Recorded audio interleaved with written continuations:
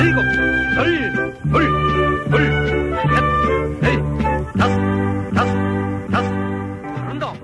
김어준의 뉴스 공장. 중국 공산당이 시진핑 1인 체제로 심지어는 황제로 등극했다라고 하는 언론 보도 최근에 많이 나오고 있습니다. 그런데 이건 잘못된 분석이다. 잘못된 해석이다. 이렇게 말씀하시는 분 오랜만에 저희 스튜디오에 다시 나오셨습니다. 도올 김영호 선생님 나오셨습니다. 안녕하십니까? 아유, 반갑습니다. 안녕하십니까, 선생님. 네. 지난주에 CBS 김현정의 뉴스쇼에 나오신 걸 듣고, 우리가 한 말 늦었다. 모시려고 했는데, 거기를 먼저 나가셨더라고요, 선생님. 섭섭하고. 좀 먼저 불러주지. 맞습니다. 저희가 잘못했습니다. 네. 자, 그렇지 않아도 저희가, 이거는 선생님을 모시고 얘기를 들어봐야 되겠다. 중국 이야기는. 네. 전문가시니까. 그리고 시진핑에 대해서도 여러 차례 말씀하셨잖아요. 네. 네. 그래서, 방송 한번 하셨지만 시간이 그렇게 길지는 않았기 때문에 네네. 저희가 또 한 번 모시고 좀 더, 한발적으로 옆으로 갈 수 있겠다 싶어가지고 모셨습니다. 우선 저는 이거부터 여쭤볼게요. 그 시진핑 관련해가지고 황제 대관식이다. 그 외신들도 그렇게 많이 보도합니다. 예, 대관식이다. 그리고 뭐 격대 지정이라고 하나요? 5년 미리. 예, 5년 미리, 그러니까 바로 다음이 아니라 그 다음 그 후계자를 미리 지정해 놓고 시작한다. 네. 예, 그런 전통이 있는데, 이번에는 그렇게 안 하는 거 보니까 향후 10년간 시진핑이 해먹으려고 하는 거구나. 이제 뭐 사실상 전통도 다 깨고 황제가 됐다. 이런 보도가 많이 나왔잖아요. 우선 그거 잘못된 해석이다. 그거 왜 그렇습니까? 거기서부터 시작해야 될 것 같아요. 저도 기사를 읽다가, 그런가? 이렇게 생각했거든요. 역시 형안이 있으시네. 항상 통찰력이 있으시니까. 근데, 그 격대 지정이라고 하는 것은 그 중국의 오래된 전통이고 그것을 시진핑이 계속 했어야 됐다. 이런 전제가 있는데. 그렇죠. 네. 그 전제가 우선 틀린 거죠. 전제부터 틀렸다? 네. 이 격대 지정이라는 것은 중국 현대사에서 단 한 번의 사례밖에 없습니다. 그것은, 등소평이 당시의 정황에서 이 문제를 해결해 나가는데 개혁 개방을 강력하게 추진하기 위해서는 강택민과 같은 상해파의 테크노크라트가 필요하다. 그래서 그 사람을 후계자로 지목을 하면서 근데 이 사람은 상당히 권력 의지가 강하고 그 패거리 의식이 강하기 때문에 주변에 떨거지들이 콱 둘러쌀 거다. 그러면은 중국이 위태롭다. 그래서 굉장히 그런 성향에 반대되는 인물로서 자기가 믿을 수 있는 누구야, 후진타오. 호금도라는 인물을, 다음에는 네가 10년 해먹고, 그거 끝난 다음에 반드시 호금도로 해라. 해가지고, 그걸 격대 지정이라고 했는데, 그거는 이거 한 사례밖에 없어요. 그래요? 왜 그러냐면, 그 다음에 시진핑이 올라올 때는 격대 지정이고 아무것도 없는 상태에서, 시진핑은 그냥 올라온 거예요. 소위 말해서 강택민 상해파와 호금도, 후진타오, 공청단 안희성 사람인데, 안희파들 뭐 이래가지고 그 사이에서 서로 견제할 때 하다가 엉뚱한 전혀 그 물망에 없었던 인물이 갑자기 튀어오르게 된 거예요. 그러니까 두 파를 견제시켜서 격대 지정이라는 게 오랜 전통이 아니라 유파가 계속 집권하게 되면은 이제 문제가 생길 것 같으니까 미리 정반대파를 지목해뒀고. 그게 첫 번째 사례일 뿐 그 이후로는 이런 전통에 의해서 계속 굴러간 게 아니다. 아니죠. 그래서 시진핑이라는 사람은 격대 지정과 무관하게 계파 간의 이 밸런싱의 문제로 갑자기 이상하게 튀어 올라가지고 된 사람이에요. 이쪽 파도 아니고 저쪽 파도 아니고. 저쪽 파도 아니고. 그리고 양쪽 팔을 자기가 된다면 다 쳤거든요. 어떤 의미에서. 그러니까는 이 5년 동안에 이 사람은 굉장히 피눈물 나는 노력을 했고 그 5년간의 결실 이후에 사실은 격대 지정할 이유가 없는 거죠. 왜냐하면 자기가 원하는 그러한 정책을 강력하게 밀기 위해서는 또다시 황태자를 만들면 이건 구식이란 말이죠. 그거는 봉건적인 그 지정 방식이거든요. 그러니까는 오히려 그런 것을 사실은 격대 지정을 안 한 것이 사실은 민주적인 정치 제도의 발전입니다. 오히려? 그렇죠. 오히려 그것은 중국 공산당이 나아갈 굉장히 훌륭한 길을 예시한 거예요. 왜 이런 얘기를 하냐면은 그런 것뿐만 아니라 개인적인 이런 누굴 황태자를 지정하고 뭐 이런 것뿐만 아니라 이것을 제도적으로 정착시키기, 그러니까 제도적인 어떠한 그 위반 사례가 없는 굉장히 치밀한 공정한 결정이라고 하는 것을 입증하는 것이 더 중요한 거는 칠상팔하라는 거거든요. 칠상파가 뭡니까? 칠상팔하. 738하. 67세까지만 정계에 올라갈 수 있고 68세가 되면 정확하게 니들은 샤다 물러나라. 그러면은 요번에 상무위원 이후 예를 들면 이 정치국 위원 25명 뿐만 아니라 그 밑에 뭐냐면은 204명의 중앙위원들 이 전체가 정확하게 칠상팔하의 원칙을 지켰습니다. 68세는 한마디로 말해서 한 명도 없다는 거예요. 이것은 뭐냐면 중국의 리더십이 세대별로 정확하게 교체되는 룰을 확고하게 만든 거예요. 이것은 동시에 다음 차기 5년 후에 이 시진핑은 69세가 됩니다. 아, 그래서 본인은 저절로 물러나게 될 때. 물러날 수밖에 없는 거죠. 이 원칙에 의해서. 이 칠상팔하의 원칙이 중요한 건데 거기에 걸려있던 사람이 소위 왕치산이라는 사람이었거든요. 그런데 68세가 올해 됐는데 그 사람을 갖다가 중앙기율위원회 소위 말해서 부패청산에 가장 앞섰던 사람이고 이 사람이 계속 갈 거다. 그러면은 이게 황제 권력을 만드는 거다 이랬는데 그 원칙도 깨지고 그 사람이 스스로 물러났어요. 깨끗하게 물러나고. 그래서 중국 지금 정치인은 우리가 생각하는 거하고 달리 어떠한 제도적인 원칙에 의해서 그 공정한 게임을 갖다가 계속 해 나가고 있다는 거예요. 그러면은 후진타오가 격대 지정을 안 했지만 67세라는 원칙을 이번에 스스로 지켰기 때문에 그렇게 지켜서 인선을 했기 때문에 자기는 다음번에 자동으로 올려서 자기가 이제 사라질 거를 지금 예언한 것과 마찬가지죠. 예언한 거죠. 그 자기가 나는 내가 1인 독재 이런 거 관심 없다. 격대 지정의 방식이 아니라 이런 식으로. 그래가지고 니들 앞으로 내가 옛날에 황태자 이런 것이 뭐냐면 굉장히 무리가 많았거든요. 이 보실라의 문제도 있었고 항상 누가 지정이 되면은 거기에 또 부패고리가 나라비 쓰고 자기도 함부로 할 수가 없단 말이에요. 그러니까 거기서 생기는 그런 식의 게임을 하는 게 아니라 최근에 우리한테 문제가 됐던 사람이 저 광동성 서기인 그 후춘화하고 그리고 이쪽 천민월이라는 인물이었잖아요. 모릅니다. 이 천민월이라는 사람은 이 사람의 그 절강성 시절에 이 고스트라이터였거든. 자기 쓰는 연설문을 전부 써줬던 문학 소녀 같은 사람인데 그 사람하고 이 후춘화하고 이제 둘이서 격대 지정의 물망에 있다라고 얘기했는데 사실은 그런 방식으로 나는 취하지 않겠다.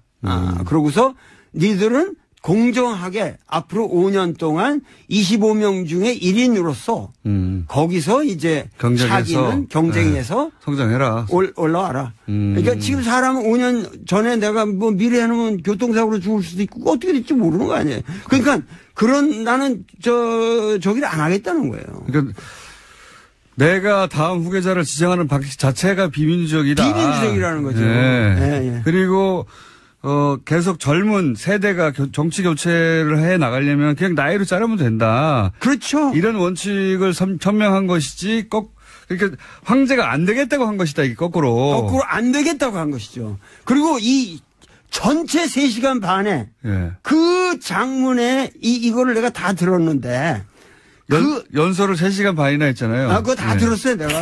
실시간으로. 예. 그 감을 잡기 위해서. 근데 제일 마지막에 뭐라고 끝나는지 아세요? 뭐라고 그러냐면 청년이 흥하면 이 나라가 흥할 것이요. 청년이 강하면은 이 나라가 강할 것이다. 앞으로 이 청년들에게 꿈을 주는 정치를 못하면 이 나라는 끝이다. 이렇게 끝납니다. 마지막에. 그러니까 얼마나 이 세대가 변한다는 것에 대해서 이 사람은 신념을 가지고 있냔 말이죠.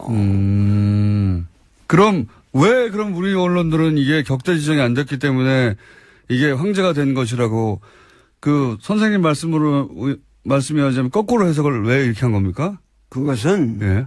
그 중국 정치의 내면을 보지를 않고 소위 말해서 이 시진핑을 보는 시각도 맨날 시진핑은 태자당이다. 이 태자당은 지금 그런 말 쑥 들어갔잖아요. 내가 옛날부터 그 넌센스다. 이 사람은 태자당도 아니고 전혀 그런 중국이라는 거를 갖다가 무슨 상해파, 태자당, 무슨 공청단파 이런 식으로 중국을 바라보면은 중국 정치를 근본적으로 보지 못한다는 것을 내가 옛날부터 얘기해 왔는데 이런 시각에서 중국을 분석하는 게 일본의 언론의 딱 틀입니까? 틀이에요. 아주. 그래서 우리나라 그 기자님들이 전혀 독자적인 견해를 가지고 중국을 바라보질 않고 지금 나처럼 아마 이 진지하게 이 연설문 하듯 읽고 분석한 사람들이 거의 없는 것 같아요.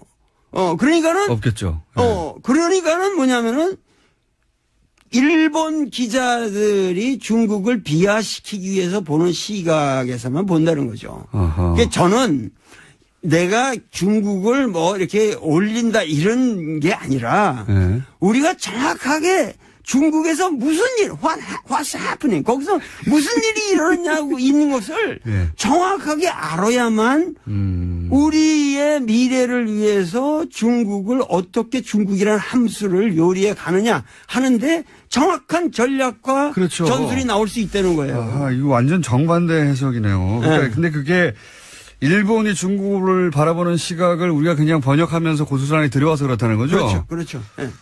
그러면은 지금 시진핑이 지금 청년을 말했고 또 동시에 신세대 중국 특색 사회주의라고 주장했는데 그런 말씀까지 다 아시네.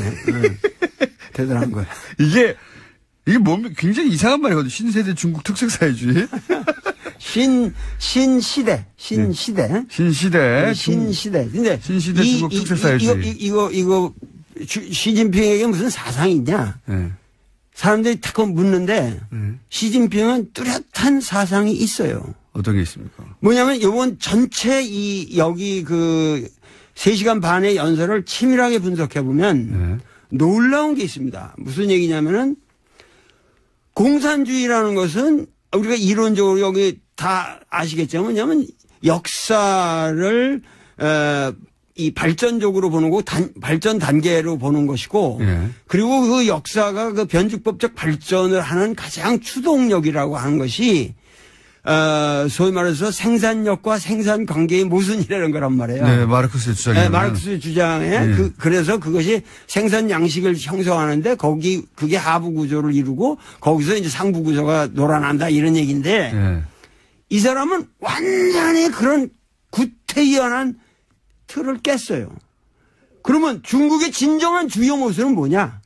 맨날 우리나라 주요 모순 그 논쟁이 있잖아요. LA NLPD. PD 뭐 이런 거. 근데 이 사람의 중국 사회의 주요 모순은 국민들의 아름다운 삶, 美好的生活, 아름다운 생활에 대한 열망.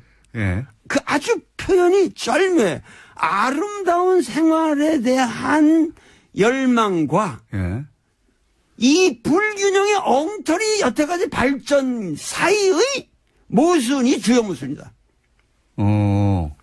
그러니까는 그 아름다운 생활, 삶을 향한 국민들의 열망이라는 건 뭐냐? 양극화를 그렇게 표현한 겁니까? 그렇죠. 네.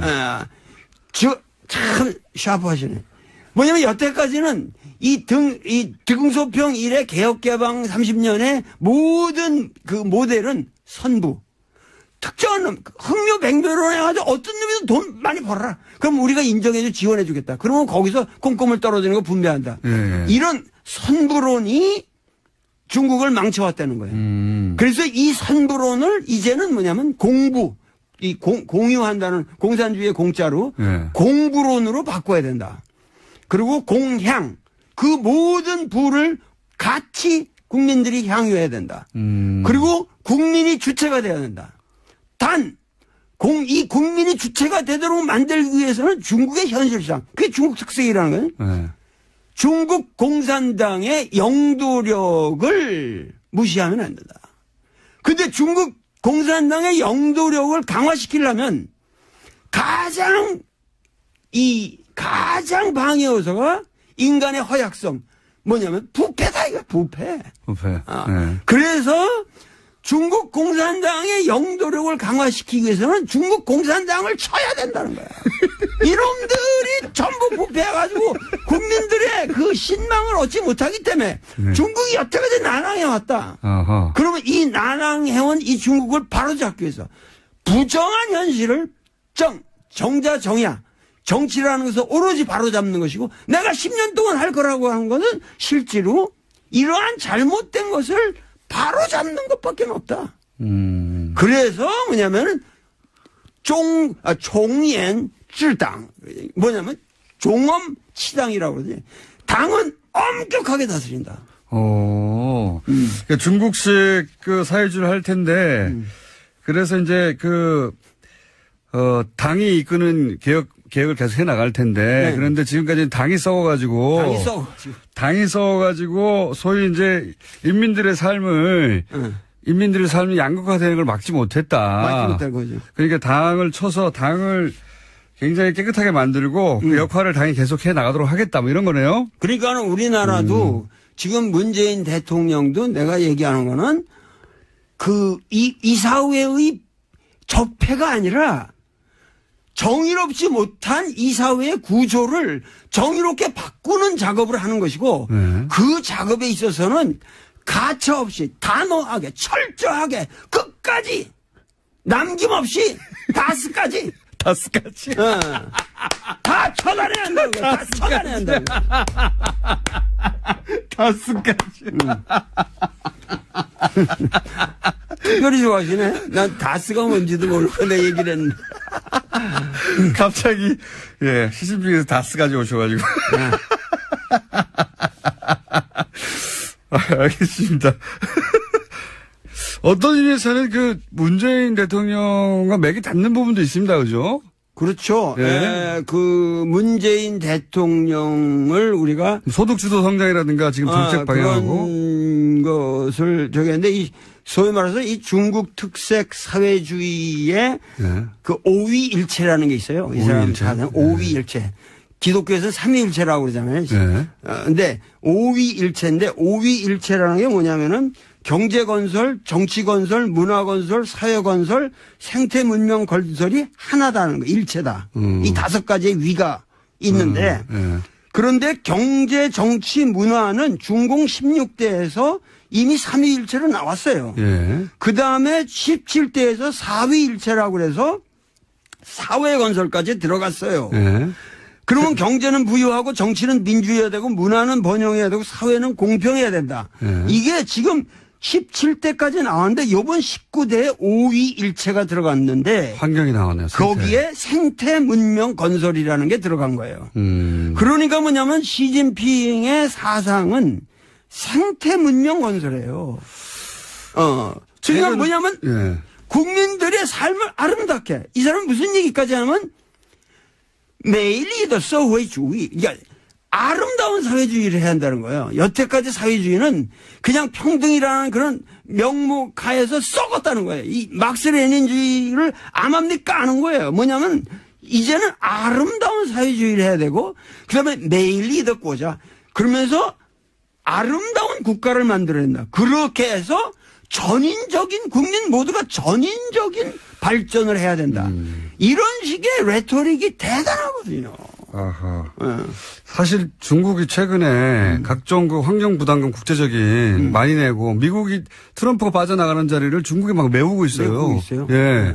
그게 근데 그런 데서 나온 거군요. 실제로 예. 중국은 이 태양광 발전에 있어서 세계 제1위를 맞습니다. 기술 면에서도 제1위를 달리고 있고 여러 가지 면에서 지금 뭐냐면 도시 계획도 뭐냐면 지금 아까 그 후춘화 같은 경우도 얘기지만은 그 사람의 그 잘못된 것이 뭐냐면은 그 사람의 몽골 비서 당서기를 할 적에 그 예를 들면 3만 명이 사는 지역에 10만 명이 사는 그냥 뭐 그 아파트를 지고 막 이런 식으로 예. 무자비한 개발들을 했단 말이에요. 그러니까 예. 이 사람은 지금 중국의 문제는 이런 무분별한 개발에 있고 그래서 이거를 막아야 된다는 거예요. 그리고 토지 관리라든가 그리고 특히 중국은 아직까지 농촌 인구가 30%나 됩니다. 그러면은 이것에 의한 중국의 농촌을 살리지 않으면 중국이 미국이나 이런 거랑 앞으로 그 대항할 때 중국의 특색이 없어진다는 거예요. 중국의 모든 자본주의적 모순을 사실은 중국의 농촌이 쿠션을 받아준 거예요.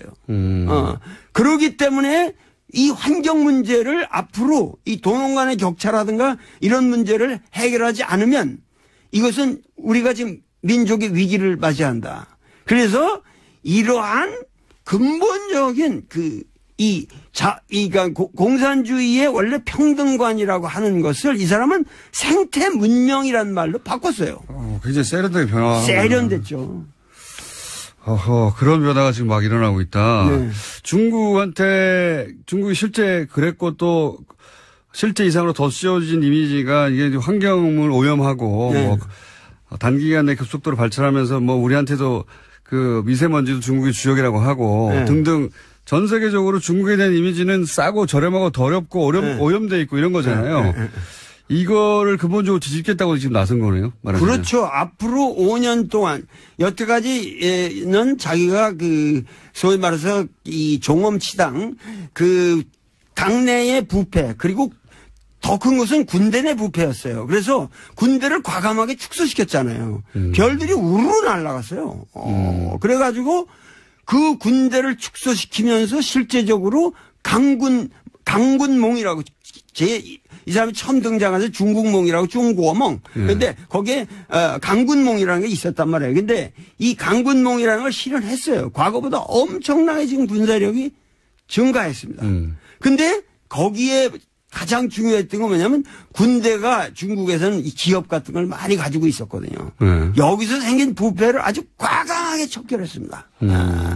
그래서 하여튼 중국에서 고위 관료라고 그럴 수 있는 사람이 여태까지 매일 500명 이상씩 목이 잘려 나갔어요. 매일이요? 매일 500명. 그러니까 우리나라는 너무 이게 지금 처단이 안 되고 있는 거예요. 오히려. 네, 우리나라는 훨씬 중국보다 아주 느슨합니다. 중국은 당이 하나니까요, 뭐. 당이 하나니까 그게 그러니까 그 말이 무슨 얘기냐면 당이 하나라고 하지만은 그 안에는 수없는 계파가 있어서 민주적인 밸런스가 있고 단지 뭐냐면 당의 영도력을 가지고 바른 일을 해나가는 것이 그것이 중국 특색이라는 거예요. 중국 특색 사회주의라는 건 우리는 자본주의적 방식을 도입해가지고 지금 여기까지 왔지만 여기서 더 이상 서구식으로 흘러서는 안 된다. 어떻게든지 이 당의 주도권을 우리가 놓치면 안 된다. 그러니까 여태까지 뭐 료샤오퍼라든가 이런 사람도 훌륭한 분이고 노벨상도 받고 그랬지만 그분의 문제는 너무도 모델이 단순하게 서구 자유주의였다고. 그러니까 국민들에게 설득력이 부족했던 거예요.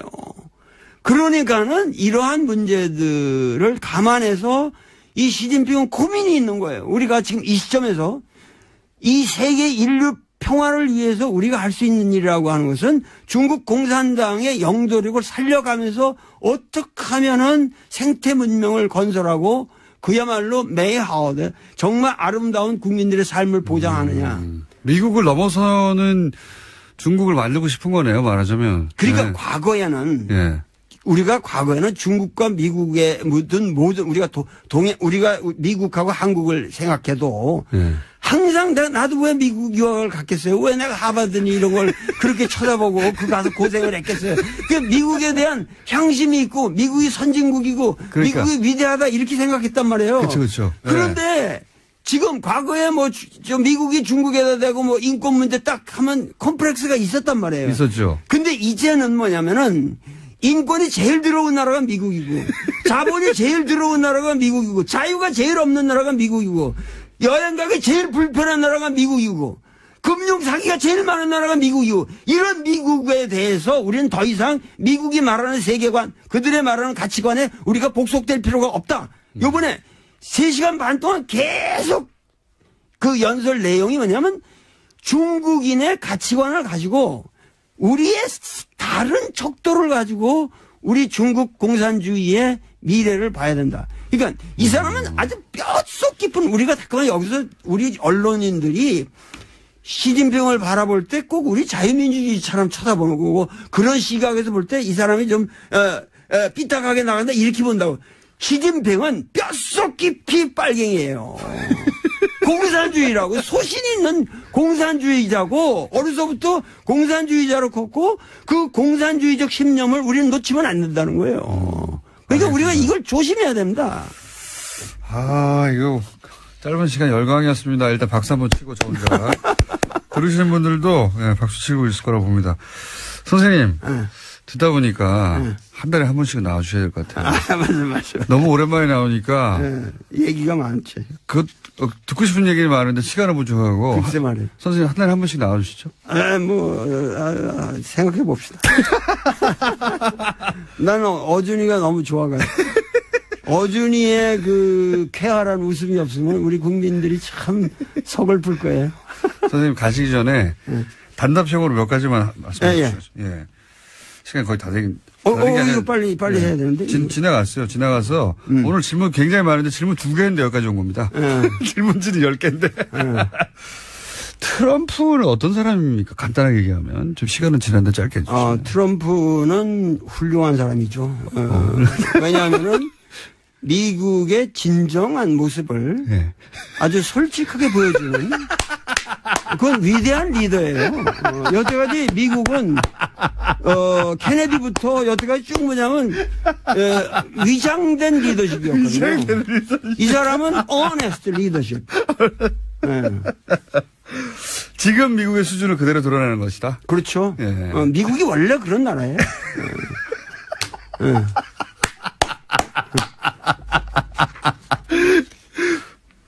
다음 주에 한 번 더 하시죠, 일단. 아니, 이거 제일 마지막에. 예. 앞으로 이 시진핑에 대해서 우리가 어떠한, 어떻게 상대해야 되느냐? 네, 간단한 조언을 해 주십시오. 간단한 거를 말씀드리는데. 풀 버전은 다음 주에 한 번 더 하시죠. 네, 그 시진핑은 이제 향후 5년 동안 여태까지 이 당대에 대한 스트레스가 걸려가지고 사드 문제 이런데 강경한 그 자세를 취할 수밖에 없었던 그 국내 사정이 있었다고. 근데 이제는 그런 게 지나갔어요. 그리고 개인 리더십이 강화된 것은 사실이고 그리고 카리스마가 이렇게 확보됐기 때문에 우리가 외교하기가 더 쉬워졌다는 거예요. 오히려? 네, 오히려 쉬워졌어요. 그래서 이 시진핑을 집중 공격을 해야 되는데 시진핑을 집중 공격하는 방향에 공략을 해야 된다는 거죠. 공략. 그거에 여러 방향이 있으나 가장 중요한 것은 지금 우리에게 평창 올림픽이라는 위대한 계기가 있습니다.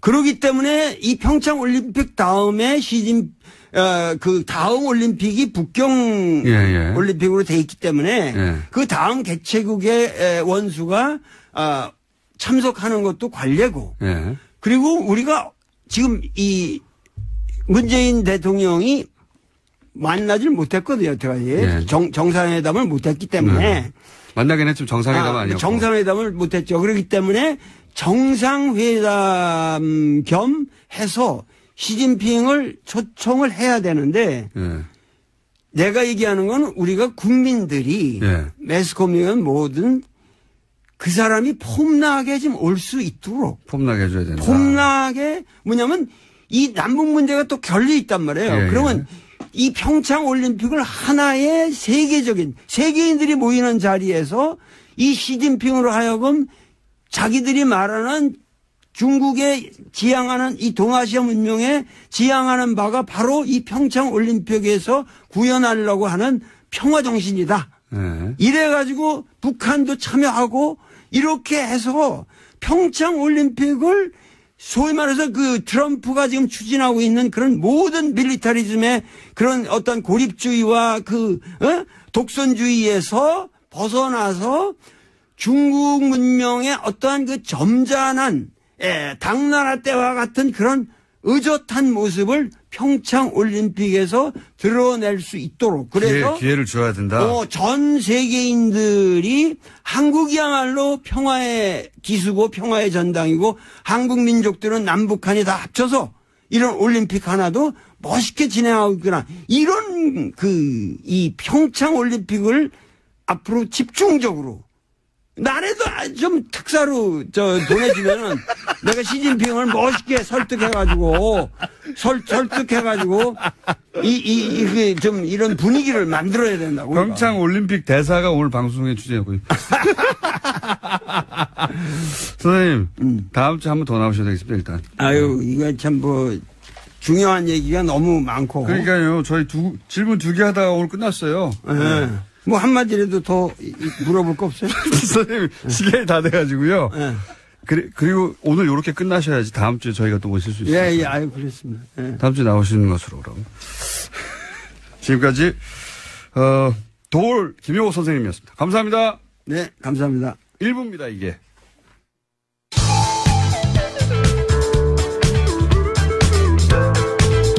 뉴스의 깊이가 다릅니다. 최고의 뉴스 생산자 김어준입니다.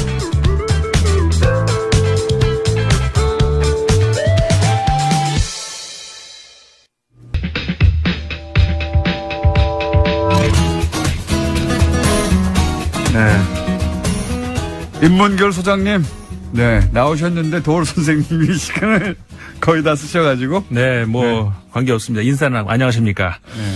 저도 밖에서 정말 좋은 강의 듣다가 제 원고 읽는 거를 제가 잊어버리고 계속 멍하게 강의 듣고 있었어요. 완전히 강연에 빠져들었어요. 이게 저도. 인문학 강의죠. 그렇습니다. 네. 일을 들었으면 됐죠, 뭐. 자기하고 상관없는 주제인데도 불구하고 네. 듣다 보면 자기하고 상관없을 수가 없는. 도올 선생님은 네. 내용도 내용이지만 레토릭 예. 진짜 어휴. 트럼프 대통령에 대해서 제가 돌발적으로 물어본 거거든요. 위대한 지도자라고. 미국의 맨 얼굴을 드러내고 있다고. 저 밖에서 다 빵 터졌었어요. 그 얘기 하시는데. 정말 고급진 디스죠. 네네. 아유, 잘 들었습니다. 네. 그래서 오늘 주제는 원래 뭐였습니까? 제가 네. 오늘 이 방송 끝나고 유럽으로 출장을 가거든요. 그러시구나. 다음 주에 못 나와요. 네. 풀로 그냥 도올 선생님 강의를 한번 쫙 하시면 어때요? 좋습니다. 네. 네. 제가 아까 앞으로 5분 남았고요. 말씀드린 것처럼 가는데 유럽에서 다스가 누구 건지 물어보려고. 예. 근데 독일어가 재밌어요. 다스가 누구 겁니까를 독일어라면 Wessen ist das예요. 근데 이것이 누구 겁니까가 또 Wessen ist das예요. 그러니까 독일어로 다스가 이것이라는 거죠. 그러니까 이것이 그냥 다스예요. 거기서 Wessen ist das 그러면 이게 뭡니까가 그게 다스예요. 한번 물어보고 오겠습니다. 근데 일단 독일이 아니고 오늘 스페인 이야기를 더 하려고 하는데요. 카탈루냐? 예. 다른 간단한 브리핑을 하려고 했는데 그건 안 해도 될 것 같고 중국 이야기도 들어 있었는데 워낙 도올 선생님 얘기가 초고수가 얘기했기 때문에. 이건 허접해서 내밀 수도 없고, 스페인으로 바로 가면요. 카탈루냐가 갈등이 지금 파국으로 치닫고 있습니다. 한쪽은 독립했고 한쪽은 아예 해산을. 네, 27일이 이제 최고봉이었는데, 카탈루냐 주정부가 독립을 선언해버렸어요. 그러니까는 바로 30분 후에, 기다렸다는 듯이, 중앙정부, 그러니까 정부가 아니죠. 상원이, 스페인 상원이 바로 그 제재를 승인하는 그런 법안을 통과를 시켰습니다. 그러니까는 헌법 155조, 스페인 헌법 155조에 근거해서 하는 건데, 어떤 그 헌법을 뭐 유린한다거나 아니면 불복종한다든가 이럴 때는 어떤 조치든 취할 수 있는 그런 조항이 있다고 합니다. 스페인 헌법에. 거기에 근거해 가지고 그래서 이제 스페인 중앙정부가 주정부를 카탈루냐 주정부를 이제 그 인정을 하지 않고 직접 관할에 송치하겠다 이렇게 발표를 한 거죠. 사실은 뭐 스페인 중앙정부의 입장이 이해 안 가는 건 아닌데 전쟁까지 치른 적이 있잖아요. 사실 내전으로 스페인에서는. 그리고 그렇죠. 최근 일이죠. 예, 그 뭐 몇백 년 전이 아니라 20세기 있었던 일이니까요. 네. 그런데 또 저는 이제 이 카탈루냐 독립과 관련해서 새로운 모델이 나올 수도 있다는 생각을 하는 게요. 네. 카탈루냐에 대해서 이제 무슨 강대국들은 반대하고 그리고 뭐 EU도 반대할 수밖에 없죠. 그 그렇죠. 안에 독립을 인정하기 시작하면은 뭐 이유가 뭐 굉장히 현실적인 이유죠. 엄청나게 쪼개지겠죠. 네. 예. 그 어디입니까? 저기 갑자기 벨기에만 하더라도 조금만 나는데도 거기서도 갈라지려고 그러잖아요. 네네. 위아래로. 네. 그런데 제가 이제 어차피 시간이 없으니까 말씀하세요. 남은 시간 다 하시지요. 제가 아는 새로운 흐름 중에 하나가 네. 이 알프스 지역 주변에 네. 그 매크로 알파인이라고 그러니까 국가 단위로 EU하고 거래했잖아요. 아니 그 뭐 정책에 대해서 논의했잖아요. 네. 근데 알프스 주변 지역이 국가 단위가 아니라 지역 공동체 단위로 지역 경제 단위로 EU와 직접 협상을 하는 그런 움직임이 작년에 시작됐어요. 네. 그 말씀을 안 그래도 제가 드리려고 했었는데 사실은 그 스페인의 문제를 보려면은 우리가 한 발짝 떨어져서 그러니까 우리가 아니죠. 사실 유럽 사람들이 한 발짝 떨어져서 그 유럽 통합의 정신을 먼저 봐야 돼요. 사실 그거는 통합 정신은 이제 옛날에 칸트부터 시작이 된 거지만 어쨌든 거기까지 갈 건 없고 뭐냐면은 현대적 의미에서의 그러니까는 그 뭡니까 이 외교, 국방 이런 거를 통합하자는 그런 게 아니고 그러니까 그런 거는 이제 큰 단위에서 그러니까 하는데 문화적인 것 이런 것들은 더 잘게 쪼개 가지고 그거는 더 보장하자는 것이 유럽 그 통합의 정신이었거든요. 그런데 그게 지금 안 되고 있잖아요. 그러니까는 카탈루니아 입장에서도 그 기대를 했었을 법하죠. 그렇게 되면 뭐 자기 언어나 자기 문화나 그렇죠. 전혀 안 되잖아요. 그러니까는 다른 그 스코틀랜드 마찬가지고요. 아까 말씀하셨던 벨기에도 그렇고 이탈리아도 북부하고 또 그런 게 있죠. 남부도 있고. 프랑스 내부에도 또 있습니다. 지역별로. 그러니까는 유럽 통합 당시에 이 사람들이 제가 그때 프랑스에 있었는데 그 베토벤 그 교향곡 9번 이게 이제 유럽 가잖아요. 그 막 몰려 펴지면서 그 축제의 분위기 정말 부러웠거든요. 근데 그런 게 지금 온데간데 없어졌잖아요. 그런 게 저는 새로운 국경의 개념 혹은 새로운 국가의 개념도 탄생할 수 있다. 그렇죠. EU 자체도 사실 독특한 건데 나라끼리 다 단순히 국경을 허문다는 의미에서의 그런 유럽이 돼서는 안 된다는 거죠. 그러니까 지금까지 생각하듯이 국경 절대적이고 국가는 절대적이었다. 사실 국가의 탄생도 얼마 안 됐지 않습니까? 그렇죠. 국민국가의 탄생도. 그렇죠. 그러니까 국가 단위가 아니라 어떤 지역 경제 단위로 지역 혹은 뭐 문화 단위로 네네. EU와 협상한다는 것은 국가 이외의 존재를 인정한다는 거거든요. 그렇죠. 너무 많이 나간 얘기인가요? 네. 아니 근데 새로운 모델을 우리가 한번 지켜볼 수도 있을 것 같다. 그거는 굉장히 유용한 분석이신 것 같아요. 김상훈 의원이었습니다. 네, 안녕. 감사합니다. 습니다 68세는 한마디로 말해서 한 명도 없다는 거예요. 네. 이것은 뭐냐면 중국의 리더십이 세대별로 정확하게 교체되는 룰을 확고하게 만든 거예요. 이것은 동시에 다음 차기 5년 후에 이 시진핑은 69세가 됩니다. 아, 그래서 본인은 저절로 물러나게 될 때. 물러날 수밖에 없는 거죠. 이 원칙에 의해서. 이 칠상팔아의 원칙이 중요한 건데 거기에 걸려있던 사람이 소위 왕치산이라는 사람이었거든요. 예. 그런데 68세가 올해 됐는데 그 사람을 갖다가 중앙기율위원회 소위 말해서 부패청산에 가장 앞섰던 사람이고 이 사람이 계속 갈 거다. 그러면은 이게 황제 권력을 만드는 거다 이랬는데 그 원칙도 깨지고 그 사람이 스스로 물러났어요. 깨끗하게 물러나고. 그래서 중국 지금 정치는 우리가 생각하는 거하고 달리 어떠한 제도적인 원칙에 의해서 그 공정한 게임을 갖다가 계속 해 나가고 있다는 거예요. 그러면은 후진타오가 격대 지정을 안 했지만 67세라는 원칙을 이번에 스스로 지켰기 때문에 그렇게 지켜서 인선을 했기 때문에 네. 자기는 다음번에 자동으로 올려서 자기가 이제 사라질 거를 지금 예언한 것과 마찬가지로 예언한 거죠. 그 자기가 나는 예, 내가 1인 독재 이런 거 관심 없다. 격대 지정의 방식이 아니라 이런 식으로.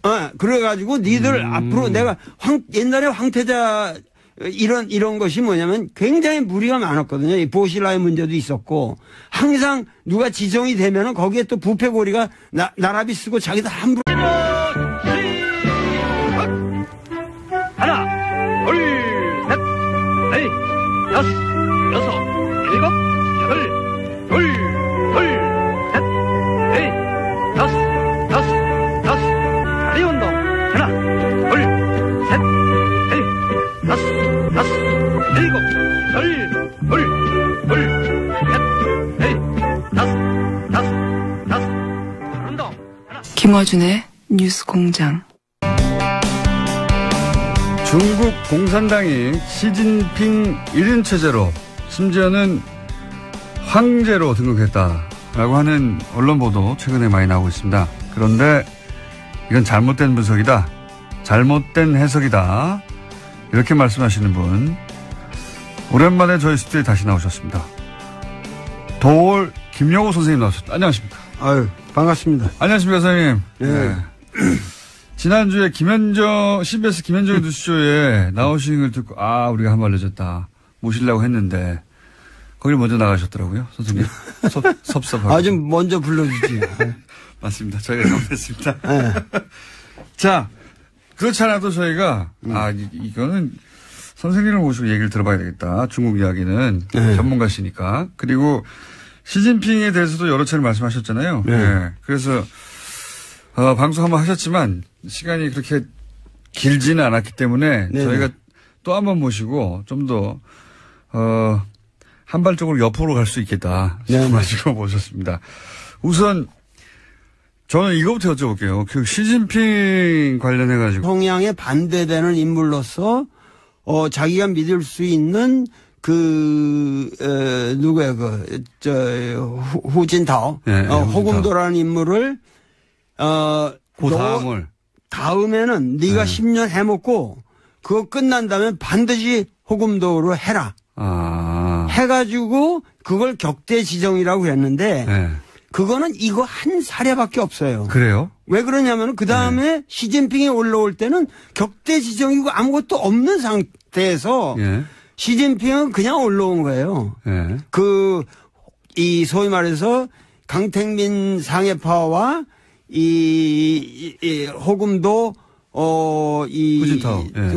후진타오 공청단 이 안희성 사람인데 안희파들 뭐 이래가지고 그 사이에서 서로 견제할 때 하다가 엉뚱한 전혀 그 물망에 없었던 인물이 갑자기 튀어오르게 된 거예요. 그러니까 두 파를 견제시켜서 네.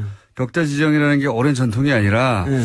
유파가 계속 집권하게 되면은 이제 문제가 생길 것 같으니까 네. 미리 정반대파를 진목해뒀고. 네, 진목해뒀고. 그게 첫 번째 사례일 뿐, 그 이후로는 이런 전통에 의해서 계속 굴러간 게 아니다. 아니죠. 그래서,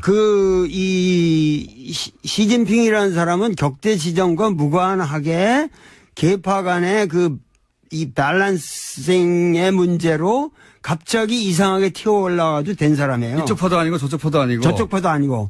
그리고 양쪽 팔을 자기가 된다면 다 쳤거든요. 어떤 의미에서.